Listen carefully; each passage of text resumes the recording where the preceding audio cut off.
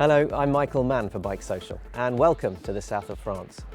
We're here with Triumph at the launch of the 2016 version of their Tiger Sport. It's the 1050cc, three-cylinder engine, sort of sports touring bike. It makes about 124 brake horsepower, which is slightly up on the previous model, the 2013 version. And it comes in at £10,300 and is available very soon, towards the end of April. Now, we've covered probably around 120 miles of some beautiful scenic French roads today. And that's a combination between sort of the faster, sweeping mountain roads and some tighter, twisty stuff through the valleys. It fits into that sports adventure category, and Triumph themselves say that it pitches itself against the likes of the Suzuki V-Strom, the Kawasaki Versys. I would tend to include the Yamaha MT-09 Tracer in that sort of category too. The new Triumph's really versatile, pretty practical too. So if you were going to have one bike and one bike only, Triumph would want you to have the Tiger Sport because they think it covers all the bases. And I tend to agree. You'd be happy enough with a pillion on the back.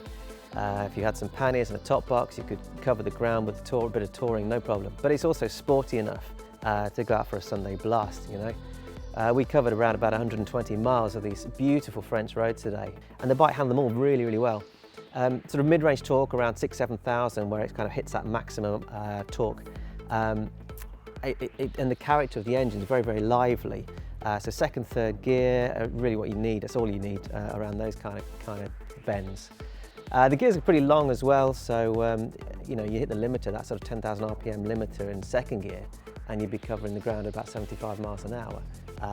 And that makes the whole package a lot more economic. On the test ride today, we managed to about 46, 47 mpg. So in the faster turns, the bike's pretty agile for one that it is so high and you know, a little bit on the heavy side.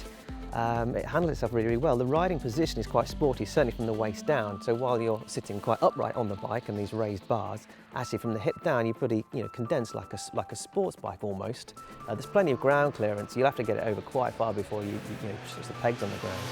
But its ability and agility around those turns is actually really, really good.